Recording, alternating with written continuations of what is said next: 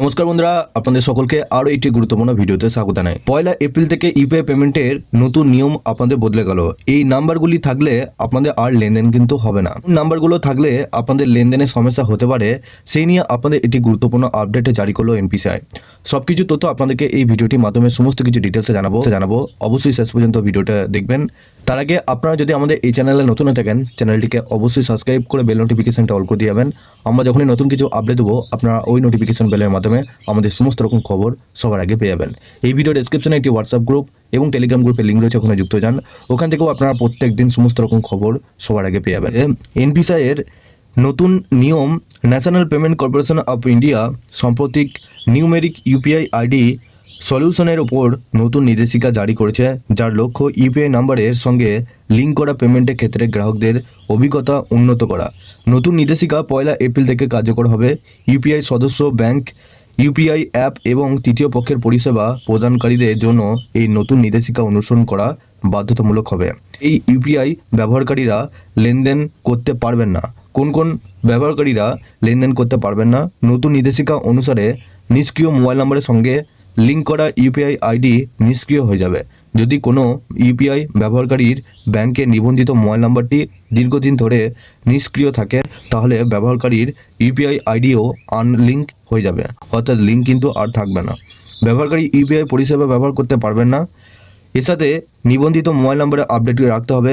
এমন পরিস্থিতিতে ইউপিআই পরিষেবা ব্যবহারকারী প্রতিটি ইউজারকে নিশ্চিত করতে হবে যে তার ব্যাংকে নিবন্ধিত মোবাইল নাম্বারটি সক্রিয় রয়েছে।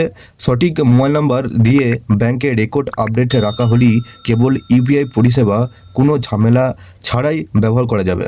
নিষ্ক্রিয় বা দ্বিতীয়বার অ্যাসাইন করা মোবাইল নাম্বারগুলি তাদের সঙ্গে সম্পর্কিত ইউপিআই পরিষেবাতে সমস্যা সৃষ্টি করতে পারে। এই বিষয়গুলো মনে রাখতে হবে। টেলিকম বিভাগের নিয়ম অনুযায়ী সংযোগ বিচ্ছিন্ন হলে 90 দিন পর মোবাইল নাম্বারটি নতুন ব্যবহারকারীকে দেওয়া যেতে পারে। যদি কোনো গ্রাহকের মোবাইল নাম্বার কল, মেসেজ বা ডেটার জন্য ব্যবহার না করা হয়, তাহলে টেলিকম প্রদানকারীরা সেই নাম্বারটি নিষ্ক্রিয় করে। এই সংখ্যাগুলিকে রিসাইকেল বা চার্ট নাম্বার বলা হয়। এনপিসিআই নতুন নির্দেশিকা কী আছে?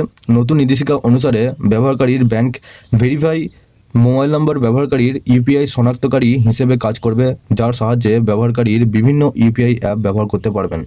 অন্যদিকে পুনর্ব্যবহার বা পরিবর্তিত নম্বরের কারণে সৃষ্টি ত্রুটি এড়াতে ব্যাংক এবং ইউপিআই অ্যাপ্লিকেশনগুলিকে প্রতি সপ্তাহে তাদের মোবাইল নাম্বার রেকর্ড আপডেট করতে হবে। সংখ্যাসূচক ইউপিআই আইডি বরাদ্দ করার আগে অ্যাপ্লিকেশনটিকে ব্যবহারকারীর কাছ থেকে অনুমতি নিতে হবে। ব্যবহারকারীদের এই ফিচার্সটি সক্রিয়ভাবে বেছে নিতে হবে। এটি ডিফল্ট সেটিং অপ্ট আউটে আছে। যদি এনপিসিআই যাচাইকরণে কিছু বিলম্ব হয়, তাহলে ইউপিআই অ্যাপ্লিকেশনগুলি অভ্যন্তরীণভাবে সংখ্যাসূচক ইউপিআই আইডি সম্পর্কিত সমস্যাগুলি অস্থায়ীভাবে সমাধান করতে পারে।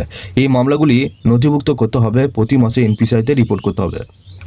অর্থাৎ বন্ধুরা, আপনারা বুঝতেই পারলেন যে আপনাদের এনপিসিআই নতুন নির্দেশিকা কী জারি করা হয়েছে। যদি আপনাদের কোনো মোবাইল নাম্বার 90 দিনের পরও যদি রিচার্জ না থাকে, সেক্ষেত্রে সেই সমস্ত মোবাইল নাম্বারগুলো কিন্তু ইউপিআই আইডি থাকলে সেগুলো কিন্তু নিষ্ক্রিয় হয়ে যাবে।